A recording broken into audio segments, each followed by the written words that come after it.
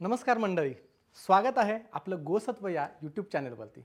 वर्षभरामध्ये किती एकादशी असतात आणि कोणत्या महत्त्वाच्या एकादशी आहेत, त्या सर्व एकादशींची नावं काय, एकादशी मागची कथा काय, एकादशीचे शास्त्रीय महत्त्व काय, एकादशीचा ॲस्ट्रोलॉजिकल किंवा खगोलाशी काही संबंध आहे का, या स्थितीचा उपवासाशी काय संबंध आणि मुख्य म्हणजे याचा आयुर्वेदाशी काय संबंध, याबद्दल आपण माहिती पाहणार आहोत.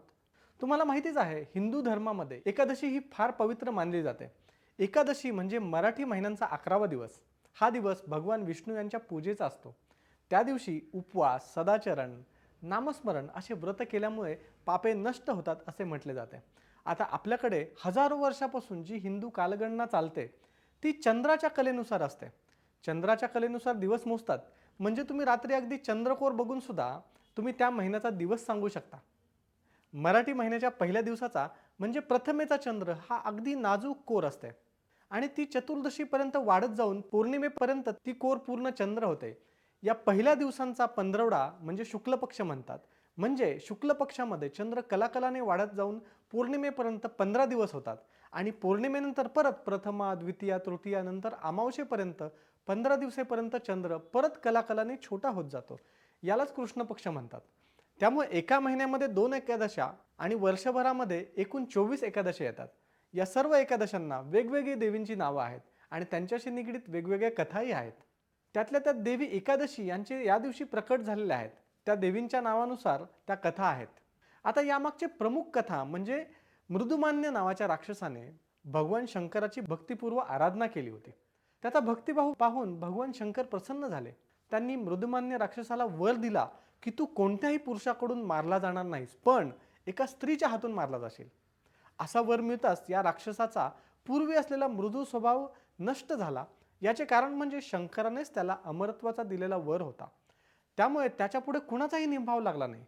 सर्व देव आणि स्वतः भगवान शंकर सुद्धा एका गुहेमध्ये लपले. त्यांच्या श्वासातून एक देवता निर्माण झाली आणि तिचेच नाव एकादशी. तिने मृदुमान्य राक्षसाला ठार मारले. तेव्हा प्रचंड पाऊस कोसळला. त्यामुळे देवांची अंघोळ झाली व भुयारात लपून बसल्यामुळे काहीही खायला न मिळाल्यामुळे त्यांना उपवासही घडला. या दिवशीच्या घटनेपासून एकादशीचे व्रत म्हणून उपवास करण्याची प्रथा सुरू झाली. आता वर्षभरातील 21 एकादशींची नावे पाहूयात.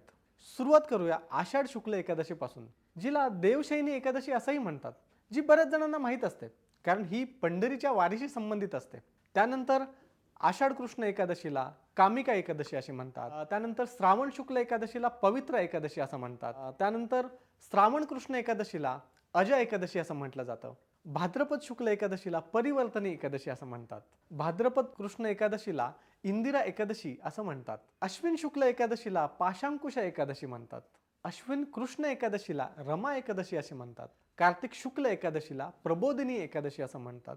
आणि ही बऱ्याच जणांना माहीत सुद्धा असते कारण इथे चातुर्मास संपतो. कार्तिक कृष्ण एकादशीला उत्पत्ती एकादशी म्हणतात. मार्गशीर्ष शुक्ल एकादशीला मोक्षदा एकादशी म्हणतात. मार्गशीर्ष कृष्ण एकादशीला सफला एकादशी म्हणतात. तर पौष शुक्ल एकादशीला पुत्रदा एकादशी आणि पौष कृष्ण एकादशीला षटतिला एकादशी असं म्हणतात. माघ शुक्ल एकादशीला जया एकादशी असं म्हणतात. तर माघ कृष्ण एकादशीला विजय एकादशी असं म्हणतात. फाल्गुन शुक्ल एकादशीला आमलकी एकादशी या एकादशीला सुद्धा उच्च स्थान दिलं आहे. तसंच फाल्गुन कृष्ण एकादशीला पापमोचनी एकादशी असंही म्हणतात. चैत्र कृष्ण एकादशीला कामदा एकादशी म्हणतात. तर चैत्र कृष्ण एकादशीला वरुथिनी एकादशी असं म्हणतात. वैशाख शुक्ल एकादशीला मोहिनी एकादशी म्हणतात. तर वैशाख कृष्ण एकादशीला अपरा एकादशी असं म्हणतात. ज्येष्ठ शुक्ल एकादशीला निर्जला एकादशी म्हणतात. ही खूप महत्त्वाची मानली जाते. आणि ज्येष्ठ कृष्ण एकादशीला योगिनी एकादशी असं म्हणतात. अशा मराठी वर्षांच्या एकूण 24 एकादशी असतात. इंग्रजी कॅलेंडरनुसार त्या 25 सुद्धा येऊ शकतात. आता या एकादशीचा ॲस्ट्रोलॉजिकल किंवा अवकाशातील खगोलीय स्थितीशी काय संबंध आहे ते सुद्धा पाहूया.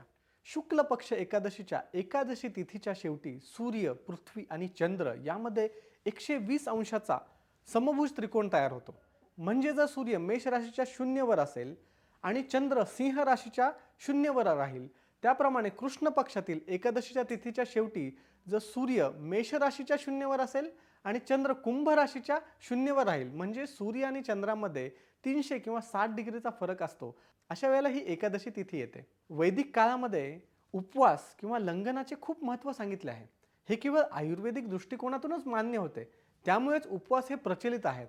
15 दिवसातून एक उपवास केल्यास पचनेंद्रियाला आराम मिळतो. अशा प्रकारे एकादशीला आरोग्यदृष्टीने महत्त्व आहे. तसं पाहिलं तर शास्त्रीय पद्धतीने सुद्धा एकादशीचा उपवास हा दशमीला राहून, एकभुक्त राहून म्हणजे एकदाच जेवून एकादशीला पूर्ण उपवास करून द्वादशीला पूर्ण सोडायचा असतो. म्हणजे सकाळी सोडायचा असतो. आत्ताच झालेल्या जापनीज संशोधनानुसार सुद्धा उपवासाला खूप महत्त्व दिले आहे. त्यामुळे 14 दिवसातील आहाराचा जो रस बनतो त्याचे उपवासाने ओझ्यामध्ये रूपांतर होते आणि एकादशीच्या उपवासाला त्यामुळेच महत्त्व आहे. गृहस्थ आश्रमांनी केवळ शुक्ल पक्षातील एकादशीचा उपवास करावा, तर चातुर्मासात मात्र दोन्ही पक्षातील एकादशीचे उपवास करावे असे शास्त्र सांगते. तुम्हाला जर आज काही नवीन माहिती मिळाली असेल आणि अजून अशी नवीन माहिती मिळवण्यासाठी आमच्या गोसत्व या चॅनलला सबस्क्राईब करा व बेल आयकॉनला क्लिक करा, म्हणजे आमची माहिती तुमच्यापर्यंत पोहोचत राहील. तसेच तुमच्या मित्रमंडळींना सुद्धा ही माहिती शेअर करायला विसरू नका. धन्यवाद.